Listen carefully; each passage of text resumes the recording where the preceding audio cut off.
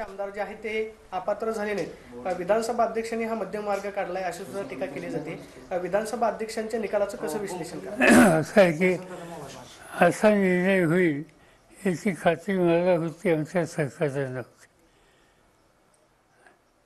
आणि त्याचं कारण विधानसभेच्या अध्यक्षाला त्या पदाला ही जी प्रतिष्ठा आहे ती प्रतिष्ठा त्यांनी ठेवली नाही आणि ते ठेवतील असं वाटतही नव्हतं. तशा प्रकारचा निर्णय त्यांनी घेतला. पात्रता दोन्ही बाजूची अशा प्रकारचा निर्णय याच्या आधी त्यांनी शिवसेनेच्या लोकांच्या संदर्भात घेतला होता. त्यामुळे त्याच निर्णयाची पुनरावृत्ती आम्हा लोकांच्या निर्णयाच्या बाबतीत त्यांनी घेतलेली आहे. पण पक्ष आणि चिन्ह या संबंधीची भूमिका निवडणूक आयोगाने घेतली किंवा सभापतींनी घेतली, आमच्या मते ही आम्हा लोकांना न्याय न देणारी तर आहेच, पण पदाचा गैरवापर कसा होतो त्याचं उदाहरण देशासमोर देण्याच्या संबंधीचा हा निर्णय आहे. आणि त्याला पर्याय फक्त वरच्या कोर्टामध्ये जाणं आणि आम्ही सुप्रीम कोर्टामध्ये हे प्रकरण काल दाखल केलेलं आहे. आमची अपेक्षा आहे, आमची सुप्रीम कोर्टाला विनंती राहणार आहे की निवडणुका जवळ आल्यात, तुम्ही लवकरात लवकर निर्णय घ्या. आत्तापर्यंत अनेक निर्णय अशा प्रकारचे झाले, पण पक्ष आणि खुणा दुसऱ्याला देणं हे कधी घडलं नव्हतं.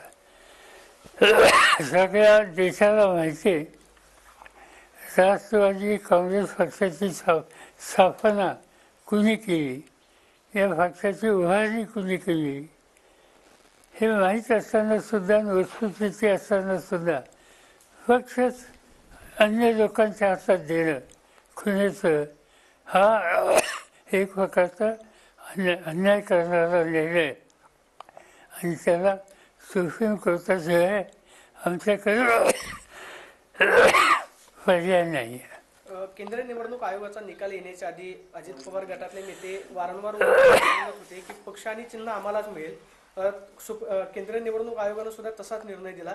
हे सगळं ठरवून करण्यात आलं किंवा केंद्रीय यंत्रणांवरती दबाव आहे असं आहे की तशा अनेक लोकांनी जाहीर सभेतनं मेळाव्यातून हे दोन्ही गोष्टी आम्हाला इतक्या दिवसात मिळतील हे ठिकठिकाणी जाहीर केलं.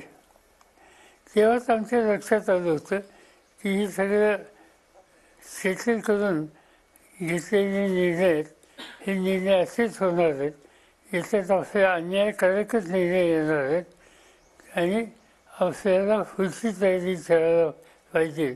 आणि त्यासाठी आम्ही वरच्या कोर्टात जायचा पूर्ण विचार करून तयारी केली आहे. साहेब, सध्या राज्यामध्ये आरक्षणाचा प्रश्न जो आहे तो मोठ्या प्रमाणावरती गाजतोय. विशेषतः धनगर आरक्षणाच्या संदर्भामध्ये राज्य सरकारनं सांगितलेलं होतं की आम्ही लवकरात लवकर निर्णय देऊ. मात्र हायकोर्टानं असं सांगितलेलं आहे की अनुसूचित जातींना जर आरक्षण द्यायचं असेल तर तो अधिकार राष्ट्रपतींचा सुद्धा नाही तर संसदेमध्येच कायदा करावा लागेल. हे असं असताना सुद्धा समाजाची फसवणूक करण्यात आली किंवा वारंवार आश्वासनं देण्यात आली असं तुम्हाला वाटते? साधी सरळ गोष्ट आहे. आज भाजपचं बहुमत देशाच्या पार्लमेंटमध्ये आहे. भाजपचं बहुमत असलेल्या सरकारने विरोधी पक्षाची जर चर्चा केली तर ते सुद्धा धनगर किंवा बाकीचे जे घटक आहेत, म्हणजे मुस्लिम असतील, लिंगायत असतील, आणखीन कोणी असतील, त्यांना जर आरक्षण देण्याच्या संबंधीचा प्रस्ताव आणत असतील तर त्यांच्या अपोजिशनचं सुद्धा साथ आणि सहकार्य मिळायची शक्यता आहे. असं असताना एक वेगळी भूमिका कोर्टामध्ये मांडणं जेणेकरून या घटकांना आरक्षण देण्याच्या संबंधीची खबरदारी भाजप सरकारने घ्यायची आवश्यकता होती, ती न घेतल्यामुळं हा निकाल लागलेला आहे. आणि या वर्गाला एक प्रकारचं त्यांच्यावर अन्याय झालेला आहे. साहेब, सध्या लोकसभा निवडणुकांची तयारी जी आहे ती प्रत्येक पक्षाकडून केली जाते. विशेषतः आता संपूर्ण देशाचं लक्ष बारामतीकडे लागलेलं आहे किंवा या मतदारसंघाची चर्चा होते मोठ्या प्रमाणावरती. उपमुख्यमंत्री काल बारामतीमध्ये होते. ते बारामतीकरांना असं आवाहन करताय की आता बारामतीकरांची खरी कसोटी आहे, भावनिकतेच्या मुद्द्याच्या पाठीमागे जायचं की विकासाच्या पाठीमागे उभं राहायचं हे बारामतीकरांनी ठरवायचं आहे. जर माझ्या विचाराचा खासदार निवडून दिला नाही तर मी विधानसभेला उभं राहणार नाही असं उपमुख्यमंत्री सातत्यानं सांगतात. असे हा प्रत्येकाचा व्यक्तिगत निकाल आहे. भावनात्मक असेल हे आमच्याकडनं करण्याचं काही कारण नाही. आणि त्याचं कारण बारामती मतदारसंघातले लोक आम्हा लोकांना वर्षानुवर्ष ओळखतात.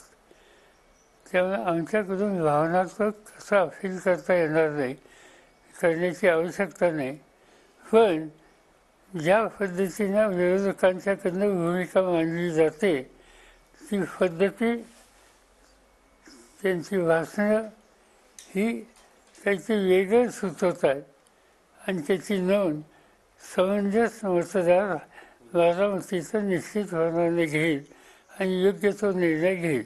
कालच्या भाषणामध्ये अजितदादांनी सांगितलं की संपूर्ण पवार कुटुंबीय मला एकट्याला वेगळं पाडण्याचा प्रयत्न करते, आपल्या सर्वांची साथ पाहिजे.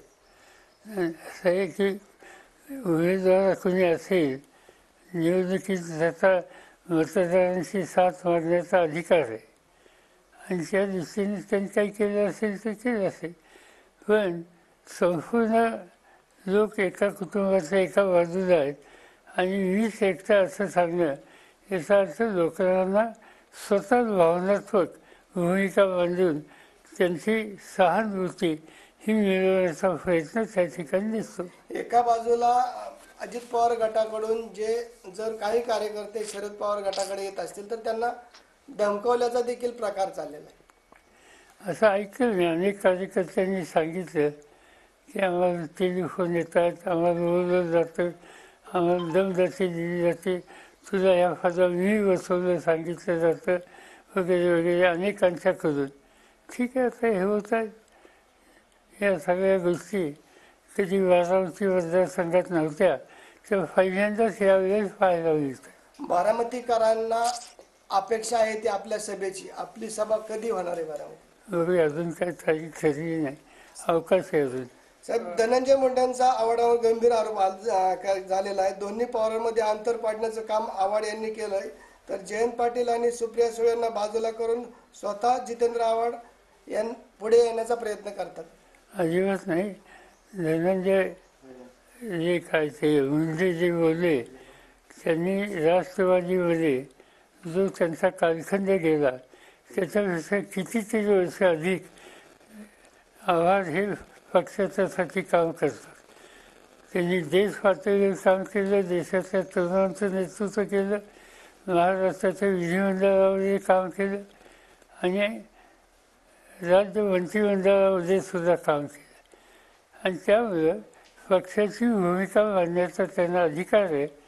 त्यांनी काहीतरी वेगळी भूमिका घेतली असं नाही. आणि जितेंद्र आव्हाडांनी काय बोलावं यासंबंधीचं मार्गदर्शन अन्य लोकांनी करण्याची काही आवश्यकता नाही. साहेब, अनेक दिवसापासून उत्सुकता होती की खासदार सुप्रिया सुळे यांच्याबरोबर लढत कुणाची होणार, परंतु काल सुनेत्रा पवार यांचा कार्याचा चित्ररथ बारामतीमध्ये फिरू लागलाय. ननंद भाऊजाईमध्ये लढत होती, कसं बघता आपण?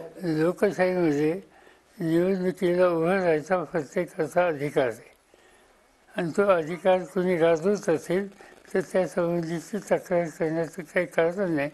आपण आपली भूमिका लोकांच्या समोर मांडावी.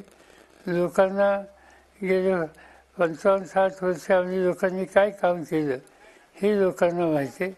इथं उभ्या राहिलेल्या ज्या संस्था आहेत त्या कधीपासून आहेत. आता उदाहरणार्थ विद्याप्रतिष्ठान ही संस्था स्थापन होऊन आज जवळपास 54 वर्ष झाली. आज कृषी विकास प्रतिष्ठान ही संस्थासुद्धा 1971 साली स्थापन झाली. या संस्था ज्या काळात स्थापन झाल्या त्या काळात आज आरोप करणारे काय वयाचे होते याचं त्यांनी कॅल्क्युलेशन केलं तरी त्यांच्या लक्षात येईल आणि लोकांच्या लक्षात येईल की या फरकाची भूमिका मांडणं कितपत योग्य आहे. आणि म्हणून कुणी उभं राहत असेल जरूर अधिकार आहे. लोकशाहीमध्ये उभं राहणं त्याची भूमिका मांडण्याची त्यांचा अधिकार आहे. याचा आम्हा लोकांची मनापासूनची मान्यता आहे. साहेब, जाना शिरसा असेल, पुरंदर उपसा सिंचन योजना असेल, पाण्याच्या श्रेयवादावरून आता लढाई सुरू झालेली आहे. अजित पवार म्हणतात ही उपसा सिंचन योजना मीच मंजूर केलेली. ठीक आहे ना, मी सांगतो ना, पुरंदर तालुक्याच्या लोकांना सगळ्यांना ठाऊक आहे कुणी काय केलं. जे सत्तेत आहेत त्यांनी आम्हीच केलं असं सांगायची भूमिका घेतली तर ते सत्तेत आहेत. त्यामुळे आम्ही त्याचं काही भाष्य करणार नाही. पण लोकांना माहिती आहे हे कुणी केलं. सर, राज्यसभा निवडणूक जी आहे ती बिनविरोध झालेली आहे. मात्र प्रफुल्ल पटेल यांच्या खासदारकीचा कार्यकाळ बाकी असतानाच त्यांना पक्षाकडून उमेदवारी दिली गेली. असं एक तांत्रिक कारण सांगितलं जाते की आपल्या पक्षाचं राज्यसभेमध्ये 2/3 मेजॉरिटी आहे. कदाचित त्यांच्यावरती अपात्रतेची कारवाई होऊ शकली असती. ही कदाचित कारवाई टाळण्यासाठीच त्यांना उमेदवारी पुन्हा देण्यात.